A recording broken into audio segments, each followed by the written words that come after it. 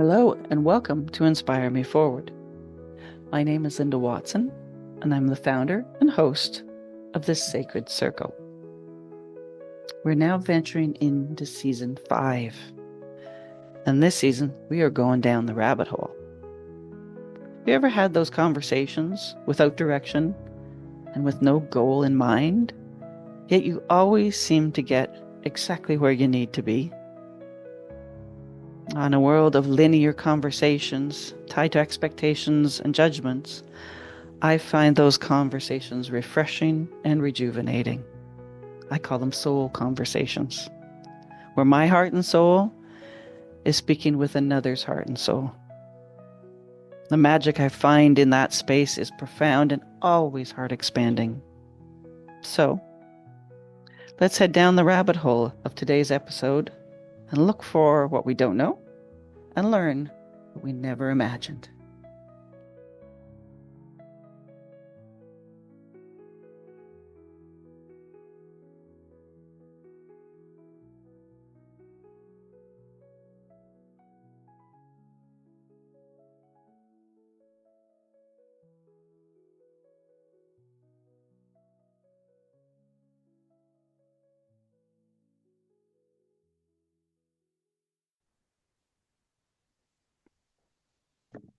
All right. My guest today for episode 34 of Inspire Me Forward is Chelsea Hann.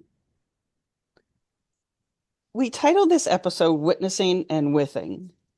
And we're gonna use those two words as sort of guideposts to this journey that we're going on, as well as the concept of sacredness, and on the flip side of that, desacralization and what that sort of means to both of us.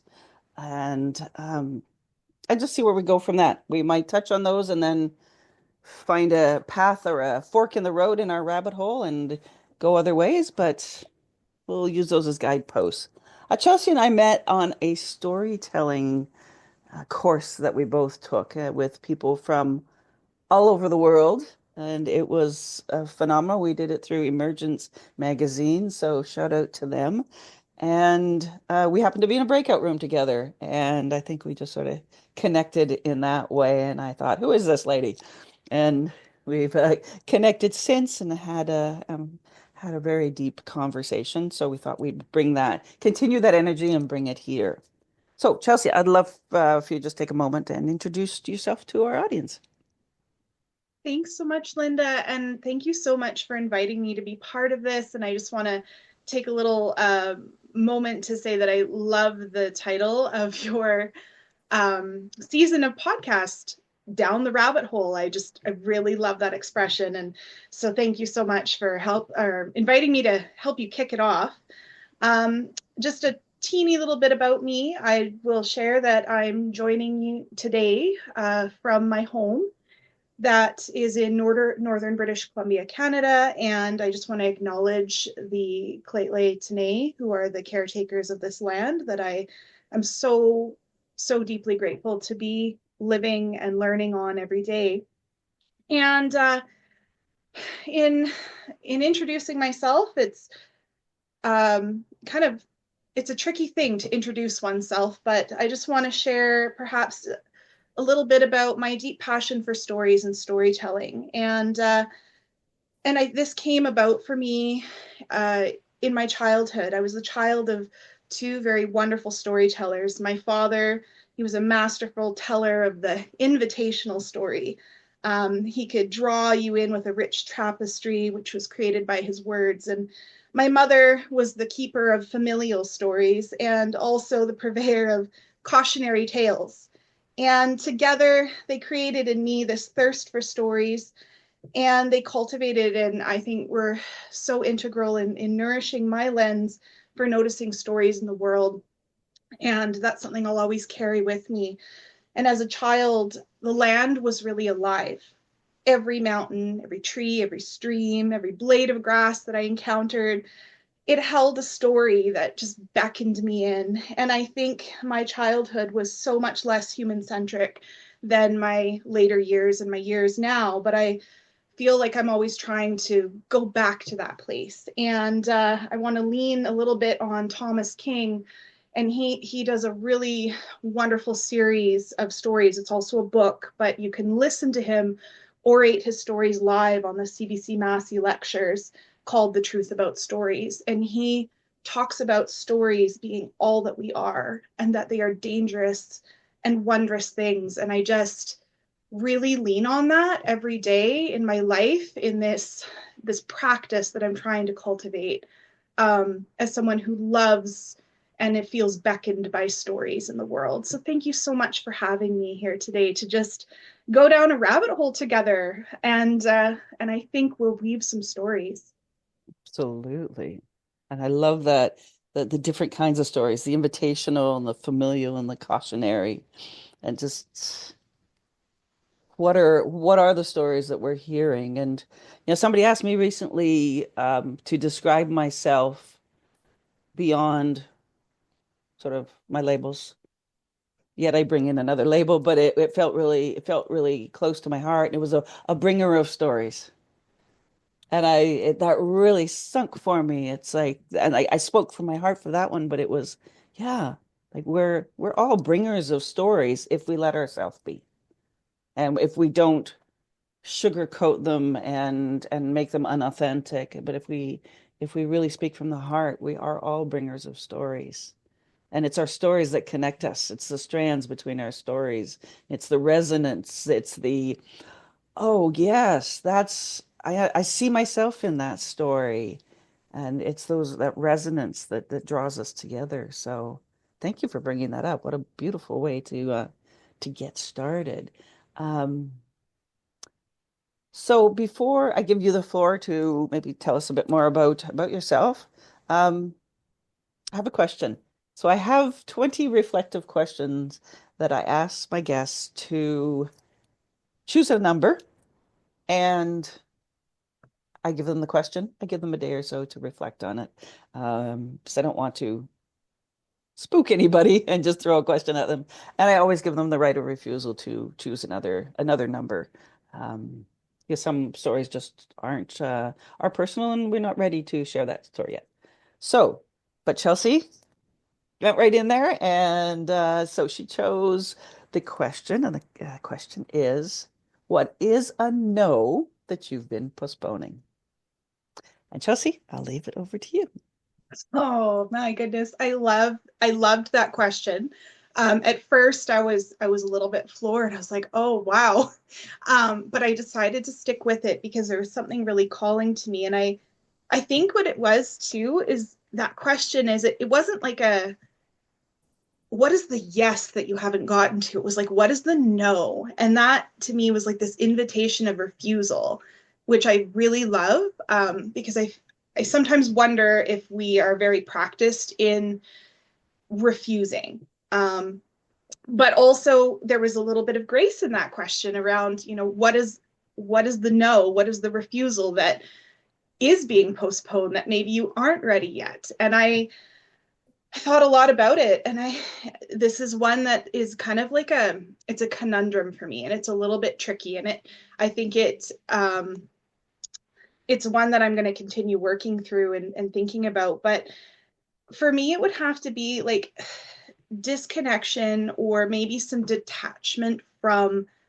some of the smartphone habits and the quick access to the world of social media, the virtual cloud that is so at our fingertips now. And I really have been thinking about this a lot lately, and I've been struggling with it. I was a couple of years ago, I was listening to a podcast, and I cannot find the podcast for the life of me. I've gone back and looked for it so many times, but I had found the work of the person they were interviewing. His name was Gonzalez Montserro, and he's an anthropologist who thinks about cloud ecologies. So this idea of, well, like the supercomputers and what's actually happening with the cloud. And he said something so profound that it just clicked for me. And he said that, the cloud is material. it takes up material space in the world. And that has all these different ecological impacts. So then I really started thinking about my leaning on the cloud, like in my personal life, like, what videos am I saving? What photos am I uploading? And I continue to grapple with it, but I haven't fully disconnected myself. And I don't even know if I can fully disconnect myself from that reliance on technology, because I think not only is it about, living in the modern world, but I think there's something else happening that's a bit deeper that I still see in amongst the noise of social media and like the busyness of that hybrid world that we now live in. I still see that there's stories worth telling in all of that noise. And I think I'm not quite ready to, say, okay, I'm deactivating all of my apps for an entire year, or, I'm walking away from these ones. I'm really kind of struggling with that. So, yeah, I thank you for the question. It brought that back to me that we're in a new year, we're in January. So it's that revisiting, that rethinking that you really invited with that question. And I think as well, reminded that it's not like there's grace in that. It's not that, oh, I haven't gotten to my no, I haven't done my no, I haven't followed through. It's like maybe there's reasons why that hasn't happened yet. So Mhm. thank you. You're, you're welcome for the question. And I think, well, let's come back to that because I think that ties into the desacralization, in a big way. So Mm-hmm. let's sort of put a pin in that that thought there and that what you brought up and come back to that because I think that ties in. Um, what a gentle answer. What a gentle softness on for yourself. I hear in that answer, and I think many will come to that question with a bit of a beating up that, oh, I have to do this and I have to do that and I haven't done that and I'm wrong for not doing it. And thank you for bringing a gentleness to it and a softness to it that we can all learn from. There's a wisdom in that gentleness. So thank you for that. So I would like to give you the floor to speak about you and speak whatever is in your heart at this moment, whichever parts of you wish to come forward, whichever parts of you wish to um, stay in you. I will leave the floor for however long you would like it. Thank you. You know, talking about oneself, at least for me, is tricky. It's something that's I feel a call, like I felt so like called to do this conversation with you because I think there's something so beautiful in the art of conversation. And also, I was like, another part of me wanted to run screaming in the other direction because it's like, oh, I have to talk about myself.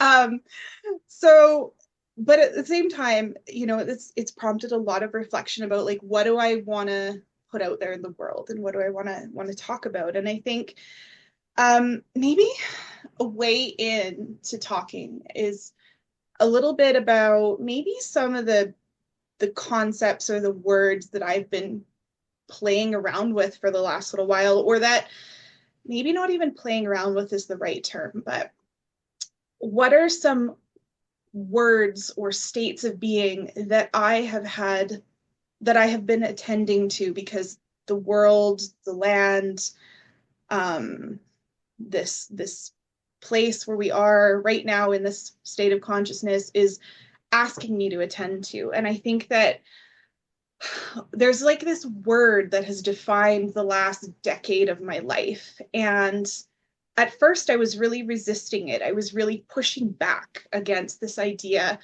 And I think it links a little bit to social media in a way, not completely, but I definitely think there's a little thread there. As I entered adulthood and, you start moving through the world, you have this idea of the trajectory of your life and you think, oh, there's these like way markers you put for yourself. And I'm like, I'm going to have this accomplished by the time I'm 25. And then it's, oh, well, I didn't get that done. And I'm going to, try to strive for this when I'm 30. And there's like all these perceptions of like, who are you supposed to be when you grow up?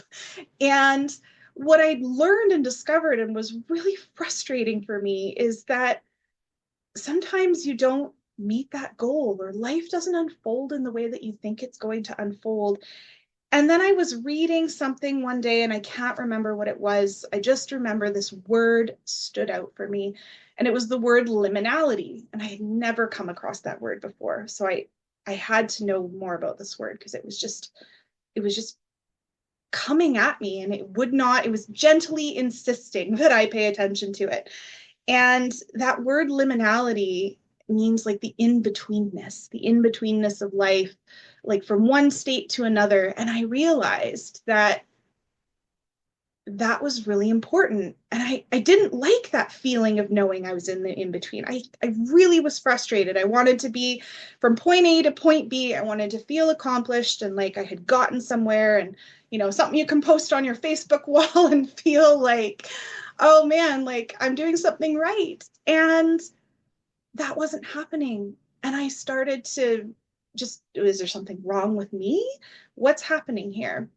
But the more I kind of started to read and think about that word, and it kept cropping up, I realized that that in between state is this really beautiful invitation to be with who you are. And that there's so many important lessons to be learned if I slow down and don't have to worry to master my life, or master a skill, or master a technique, or master the career that I want. Um, but rather to enjoy that space of being in a learning space, or in a waiting space doesn't mean that nothing's happening. There's little movements that you can take joy from, and I think that it's an ongoing journey, because sometimes like, okay, I don't want to be waiting anymore. I don't want to feel like I'm in that in between space. But the more and more that I've tried to just embrace it, the more I've realized that there's something really special there. And I started to think about it a little bit more as I've grappled with this word. I've started to try to think about like, what images or like metaphors can I lean on to help me think about this place of being in the in between in my life, as something more than just like an idea or a concept that's up there in the ether. And I started to think about um, walking on a beach, and there's this space on the beach called the beach cusp, and that's there's where along the shelf of the beach, there's this space where the waves meet in the middle. So they come up the beach, and then the first wave is coming up and it goes to the high tide, and then it pulls back, and then another wave is coming to meet it. And then when they meet in the middle, if you're walking in that exact delicious little line of space, they're simultaneously trying to like suck and pull and push your body. And this moment over and over is, if you experience that walking down a beach, it's one of the most mind-bending and beautiful moments. And it can be very like shattering. I remember the last time I walked on a beach and I felt that way. It shattered me with this indescribable beauty and force, but it invited me into that space of just enjoying that sensation and that moment of in-betweenness. And I think that starting to think about that analogy or that metaphor for being in, I don't know, midlife, let's say, um, it's like thinking about these moments, these ordinary moments that can shatter perception, and they shatter that sense of surety, and they are experiences that end up pushing you beyond what you know. They end up pushing you into a space towards the next trajectory of your life, but you're not in that, or I'm not in that space of being stressed out about getting there. And I'm not broken for spending time in that in betweenness. And so yeah, I just wanted to share that that's that journey that I really feel that I've been on, and I'm starting to embrace it more and more. Um, and I think what you said earlier about the gentleness, like learning to be gentle with oneself is part of that. Um, and just embracing that. And I think that that links so much to the guideposts as well that we hope to kind of stick within today as well. So Wow, that's powerful. Thank you for sharing your heart. Uh, I've heard it lately several times, and it's powerful when people say, I'm not broken. Very powerful when they come to that realization, when they have somebody tell them, you're not broken. And that is a sacred moment, I think, to realize that. Um, and it's a powerful moment. And it's all those moments you talked about, and the perception being shattered, and the cusp, and on the beach, and it's those moments go that realization to go, I'm right here. All of me is right here. And this is this moment. And then the next moment. Wow. Wow. So let's jump into, or let's dive down, let's walk down our rabbit hole as Alice did. And let's stay with sacred. Let's stay with sacred. What what drew me to you in when we were in that breakout room in that course was your comments of you being connected to the land and you being connected to the seasons and following the land and the seasons. And it felt for me that here's a person, this is natural for this person. This isn't this isn't something she necessarily holds ceremony for because this is natural for her. I could be wrong here. This is what my heart heard and saw was and felt was this person that just had this connection to the seasons and to nature and to trees, and it was so beautiful. And I was just like, I have to talk to this person more. I am just, yeah, this feels so sacred to me. And I just, yeah, I just, if you want to riff off that one a bit, because that's really what I just like, wow. yeah, I think nature shows us um, that we don't have to be perfect, that there's no need for perfection, but there is this pull to rhythm. There's this pull to um,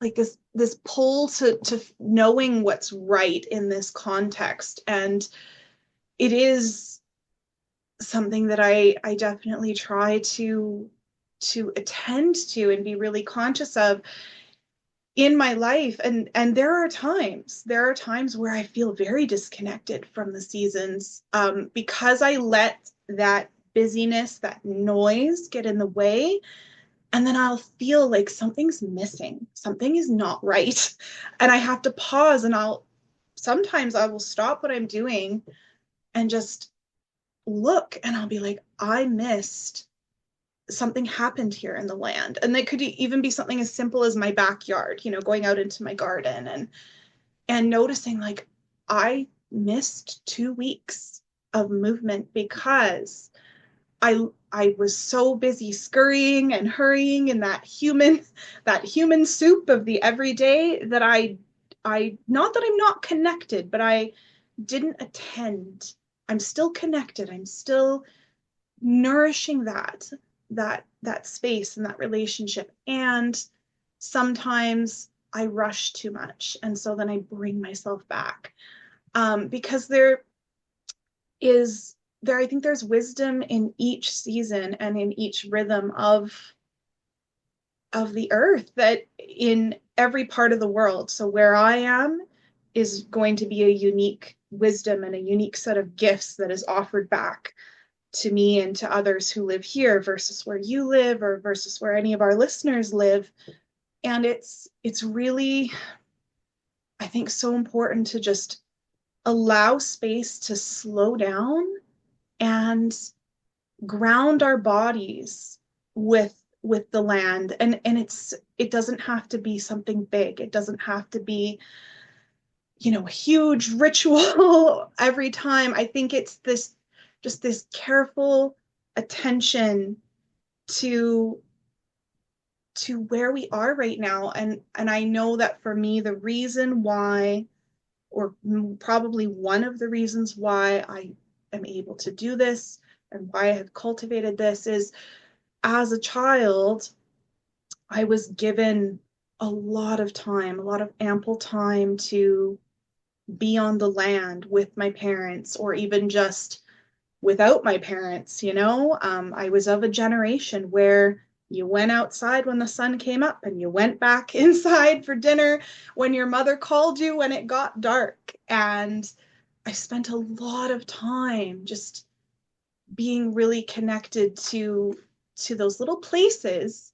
We moved a lot when I was a child. We were always in different small communities, following my father's um, his work, which was tied to the boom and bust of the forestry industry here in this part of the world. So we lived in a lot of small towns, but no matter where we like had a home, I would always find like those little margins of forest, and I would just disappear into them. And I think that that's really stuck, in that I have I think a close connection to the trees, and I pay really close attention to yeah, just how the land changes. Even when I travel through it, I pay attention to, like, I notice when the trees become different. Like there's just like a distinct line where you've shifted from one space to another, where the climate is so different, or the earth holds the trees differently.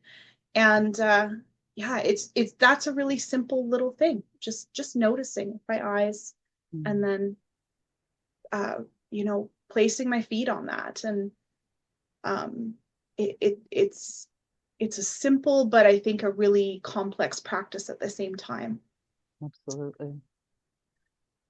There's so much there. My father was a university professor of biology, and so we lived in a meteor basin. I was born and raised in a meteor basin, so rocks. Instead of trees, it was rocks. And our backyard was miles of rocks. But it's the land, and you played in it and you listened to it and you felt it. Your hands were on it. And he always taught us, because for him, a puddle was an ecosystem. And he was specifically an entomologist. So to take and look at a puddle with the bugs in it and the algae and everything in it, and he always taught us there's a world at your feet. And it wasn't don't look where you're going, but it was stop it. I always what it held for me as I grew older was the moment.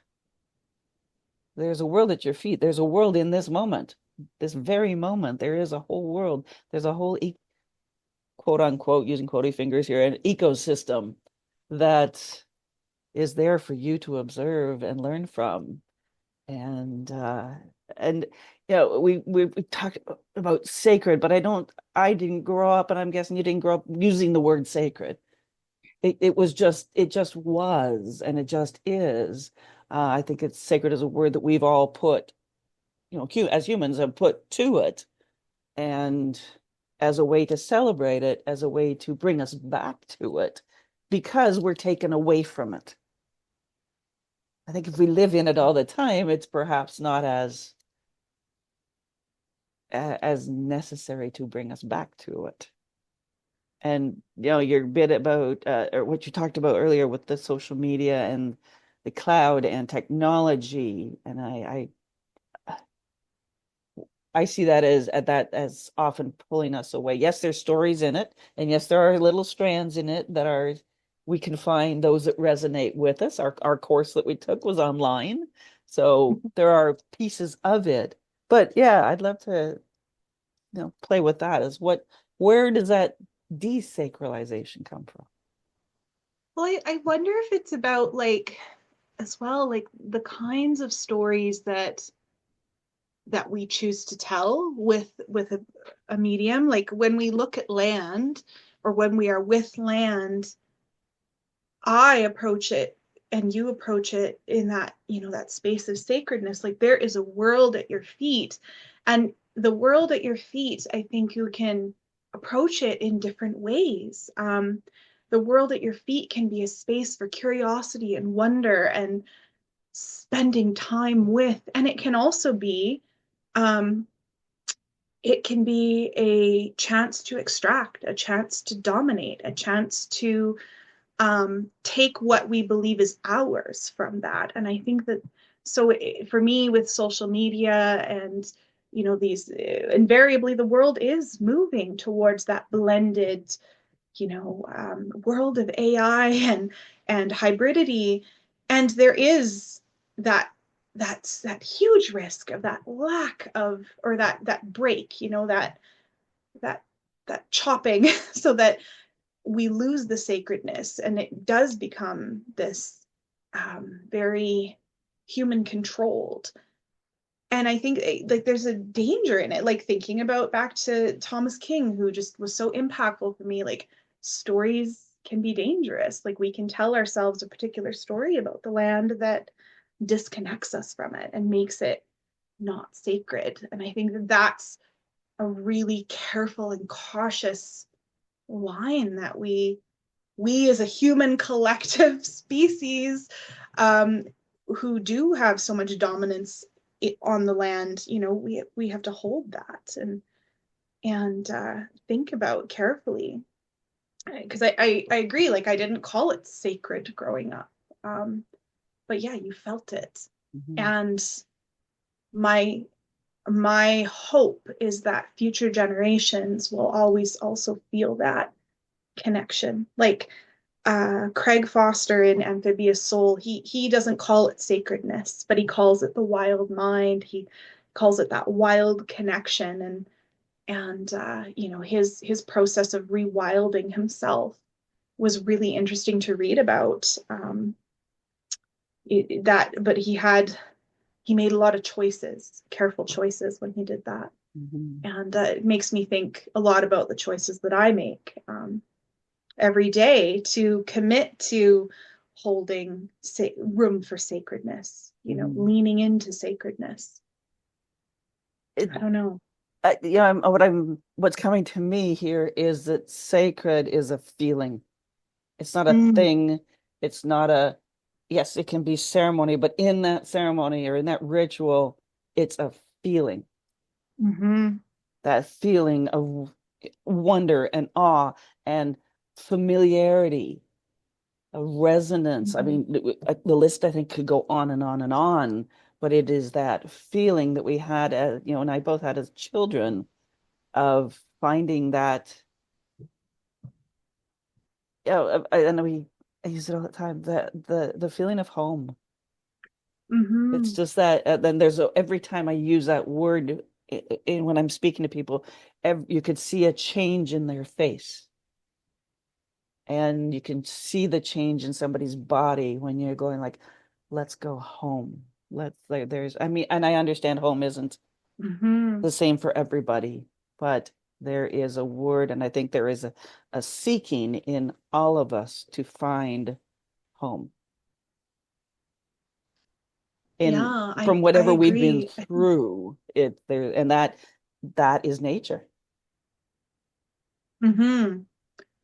I think you're right. Like there is this resonance like that. I think I love that word resonance that you keep bringing because to me it plays with our senses. And I think, yeah, like feeling at home is part of that.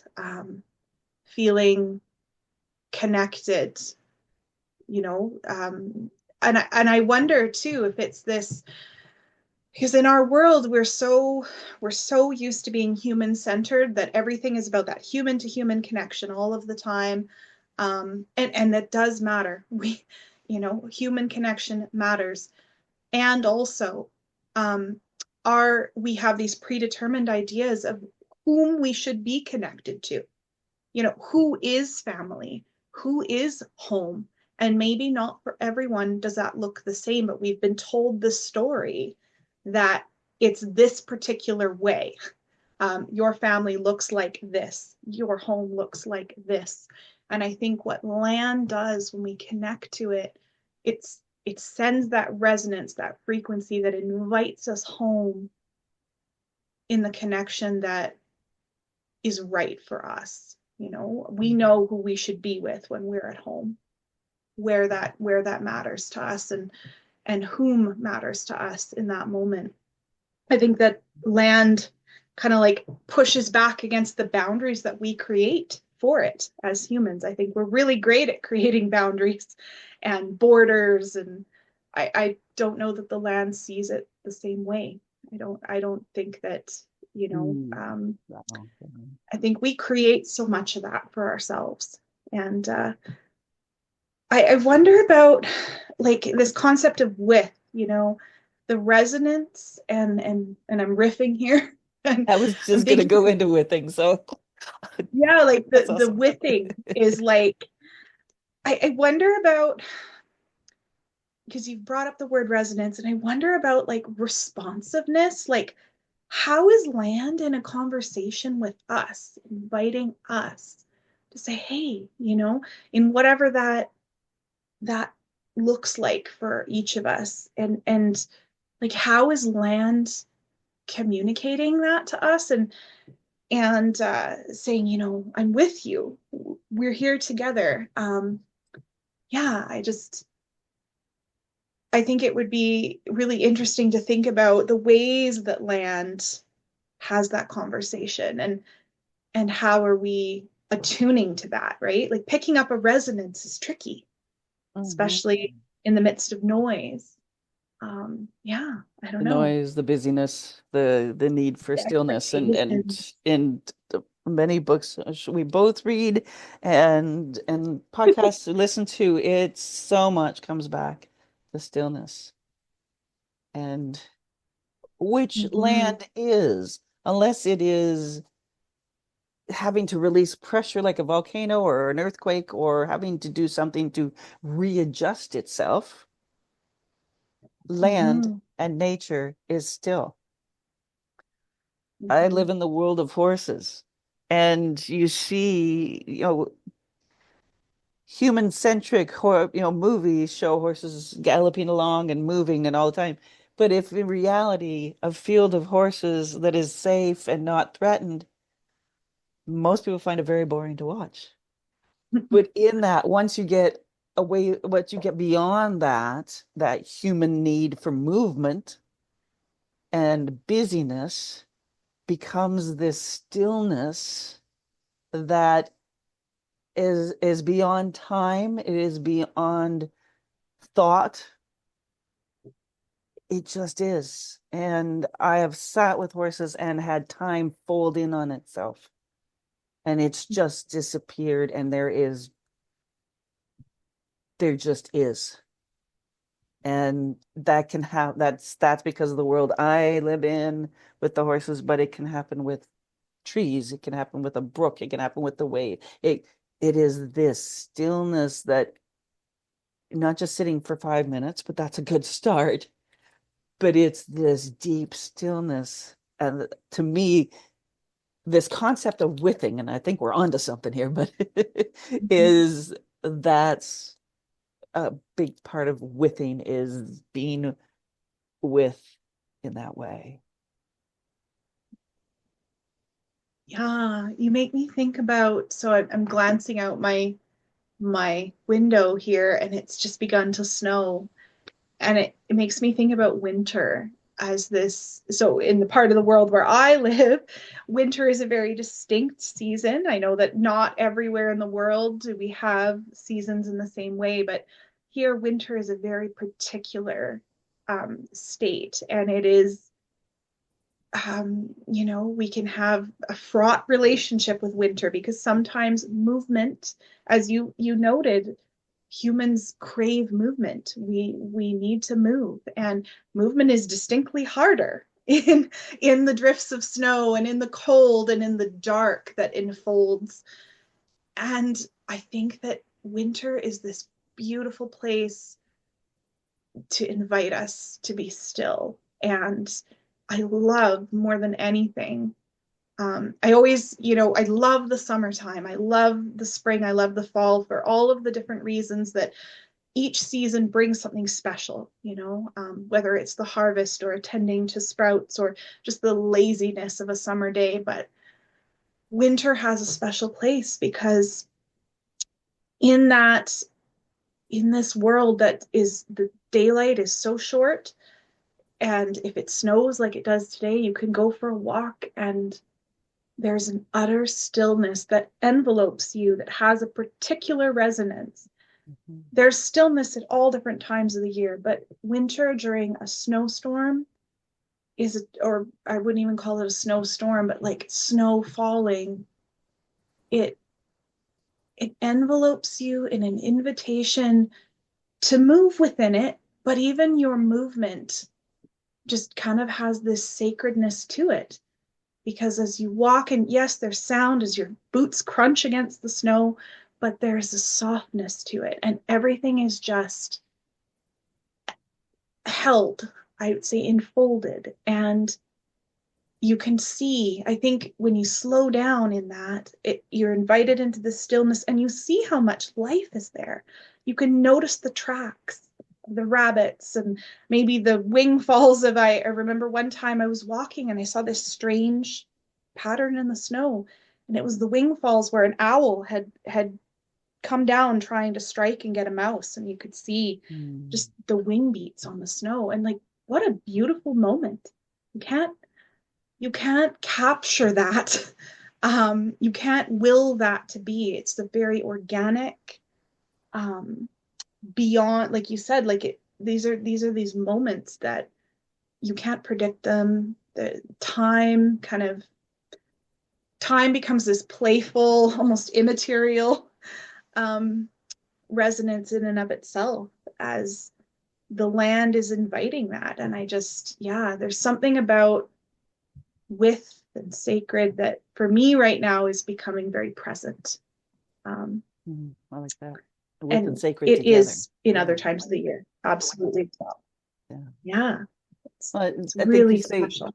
the winter is something I'm drawn to standing out in a when we got big snowflakes and it's movement, but it's still. Yeah.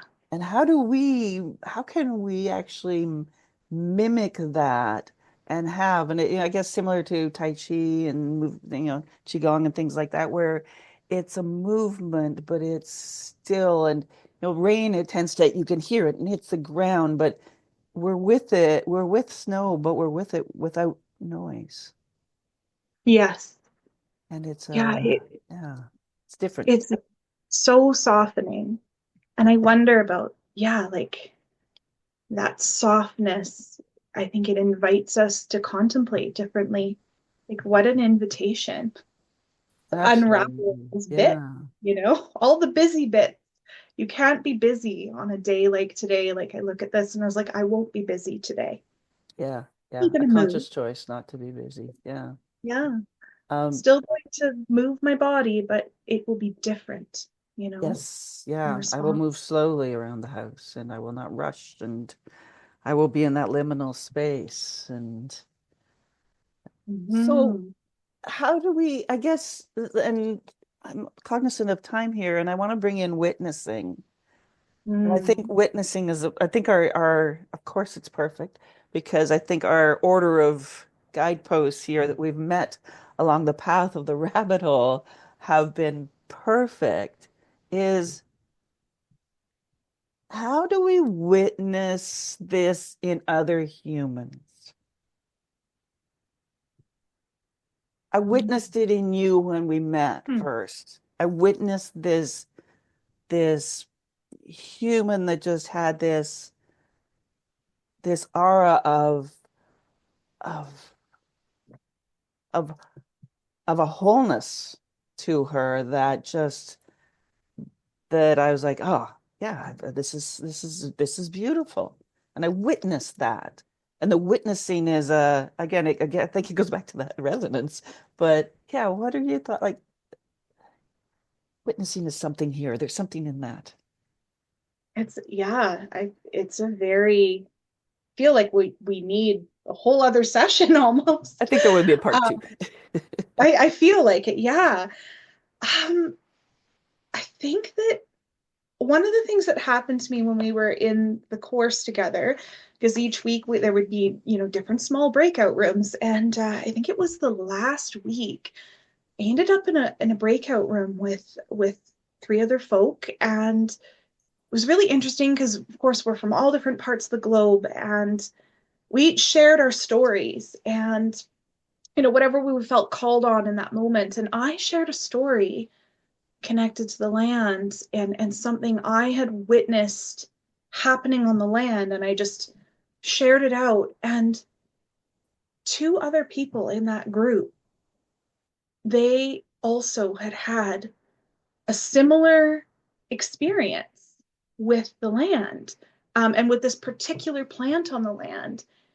And like they were shocked. We were all like kind of shocked that this plant had made itself known to us in different ways, but at this exact same time, the same timeline, um, within within each of our stories. And it was this really interesting moment where it was this little spark of connection, um, where we realized that this was so much bigger than any of one of us, that this was this moment where we all just kind of took a collective breath and were in awe that we all decided to come to this place to take this course together. Then we all ended up in the same room, and then one of us shares a story, and then each of us had this experience with it. I think that something there is really interesting to me in connecting back to this idea of like collectively witnessing. And yeah, I don't know. It was really something quite special to be a part of. I love And that we all, collectively. I think, Yeah. yeah, like we took it differently at the time, but then when we came together years later, 2 years later, we were like, oh, like, wow, um, it felt like a really sacred moment, and it was so unpredictable. There's no way we could have planned that. No. And yeah, I don't know. Huh. It's interesting as you're Something. speaking there, my pen is I'm a note taker, so my pen's just jotting and it was like I drew a circle and it had sacred and then withing and then witnessing and then a circle around to stories and then back to sacred and witnessing and or withing and witnessing and then story. Like it's just this, it feels like this circle of there's a word there, and I don't know what the word is, but this circle that brings all of those together, Hmm. um, and that Yeah. collective witnessing, like you said, that we're brought together through all of these. And darn, if we knew that we were gonna, this is all gonna form into something, but Yeah. it feels collective. Hmm. And it makes me think, you mentioned time before, like this idea of beyond time. And I think or time folding in on itself. I really loved you said that phrase earlier, and it makes me think about what you've doodled there, that circular movement. And I wonder how time is part of that, almost like it's like a spherical, like if we move that Yeah. circularness into a 3D representation. And I'm really terrible at this, but I couldn't do that. But like I imagine it like you've got all of that circular movement and the stories, and then like time wrapping around it, Mm, like something about that. And but time not in the way that we think of it, you know, from minute to minute, hour to hour, day to day, but something deeper. I think time, it's a sacred time that is different than yeah, as you're what we, saying that, it feels like and time is what fills, it's the energy within that sphere. yeah, It's something. that something that's that silent moving thing that's in that sphere, and it can move any sphere that can move any way. Mm-hmm. And that sphere can be big or small. There's no size to it. There's no boundary to it, but it's this movement of this energy that, yeah. What makes me think about, because with stories like connecting, it's like history and present and future, Mm, they're all connected, but maybe they can transgress one another, you know? absolutely. Um, it isn't always that progression of first came history, then came present, next will be future. It's like this entanglement of it Mm, not having to make sense in the way, and I'm using air quotes, make mm, sense in the way that we might need things to make sense. There's something sacred in that, and playful. yeah. And playful and um releasing is the word I want to use, and it's not necessarily a word, but that, and I spoke of that before we actually came on here, that I've had these thoughts and ideas that keep coming to me to write something. And I get, as a human, I get frustrated that I'm not ready to, it isn't flowing out of me yet. And then all of a sudden, another piece comes. And then another piece comes. And it's like, well, there it is, because I wasn't ready to write it yet. I still needed all these pieces. So it doesn't have to, this doesn't have to. And it's like, well, just wait. When the time is right, this will all flow out as it comes. And that's the liminality. That's that. I Wrap think it that's a up. sacred Yeah. space. Like, what a sacred concept to be in the in between in that way. And Oh it's like these little droplets. Like, I have chills. my God, yeah. To be in the in between. Yeah. Wow. And with that, my friend, I think we can um, gently and softly close this conversation. I would Mhm. definitely like to keep going, so there will be a part two. But I'd like to ask you one thing, and I didn't ask this before. And is there a practice that you have that you could share with our listeners? Is there a daily practice you do? Is there something you do out in nature or something short? Is there something that you? You know, I love that you asked that, because yesterday I realized that there was a practice that I had been doing for a really long time, and I had put it down in amongst the noise, and I realized that it was missing. And I yesterday inaugurated that practice again gently. So there's a particular place in the community here. It's a park.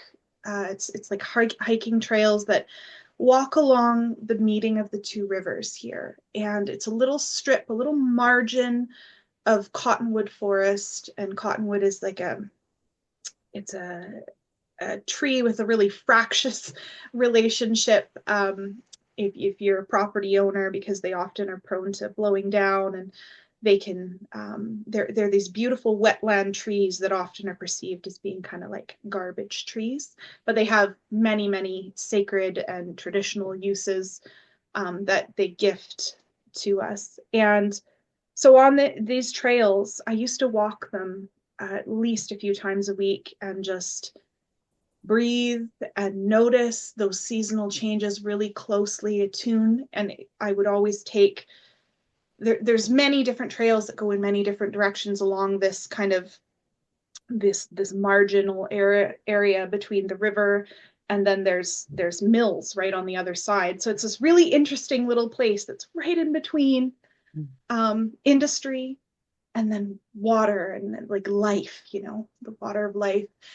Um, but I would go with my camera. And so yesterday I went and I walked those trails and paid close attention.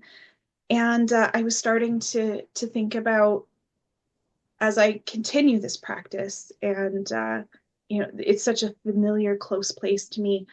I thought about adding just another layer of complexity to it, and being winter, I thought about how could I start to really attend to this place that I know intimately, by thinking about creating a palette. So with my camera, I started to pay attention to very specifically the colors of this season. And that's not something I've done before in this way, like with a little bit more rigor to document, as it were, um, through photograph, the palette, the vivacious colors of the season. So that's something that I've embarked on. But it started with a really gentle practice of returning to the same place and walking and coming to know it. And it would be something I do maybe twice a week. So I invite that if there's like even just a little stretch of green somewhere in the middle of a city neighborhood, like there's so much that you can attend to in just that little place. I found it to be a really nourishing and a special practice. So What a perfect yeah. practice. Finding, and for you, that in between space with that nature and the industry and just finding that really inspires me is like, where is an in between space here where I live? And finding that and then sensing it and visually and that. So thank you. That's a beautiful practice and um, something that we can all be inspired to take forward. So, any final words? Any final words of wisdom or final words to close our circle? Oh, well, thank you. First of all, thank you so much for inviting me to do this. Would you be open to my sharing a poem? Of course, absolutely. We love poems. Okay. I'm gonna share. It's a poem by Mary Oliver, and it's one of my most beloved poems, and it just really calling to me. It's been calling to me this season, so I'll just read it aloud. Mm. It's called Wild Geese. You do not have to be good. You do not have to walk on your knees for 100 miles through the desert repenting. You only have to let the soft animal of your body love what it loves. Tell me about despair, yours, and I will tell you mine. Meanwhile, the world goes on.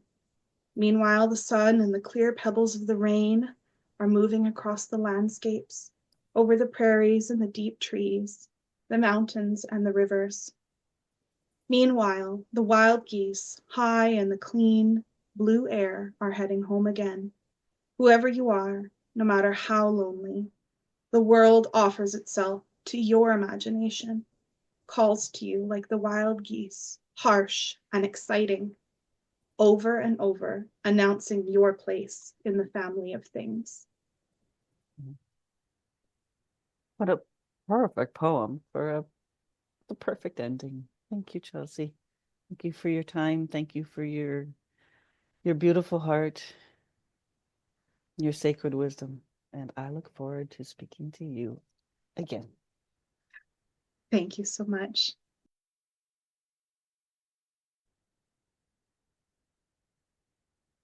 And with that, we emerge from today's rabbit hole with wisdom in our hearts and new perspectives shared.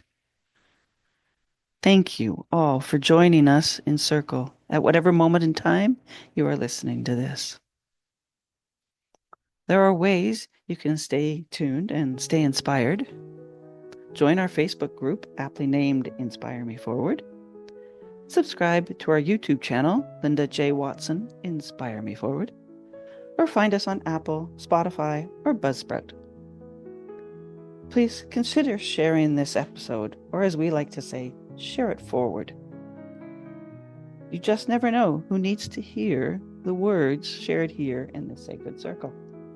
Remember, the courage it takes to share one story might be the very thing another human being needs to open their heart to a brighter future. So thank you again for being here. And if you ever feel called to join me for a soul conversation, I would absolutely love to hear from you. From my heart to yours, stay well, stay connected, and stay inspired.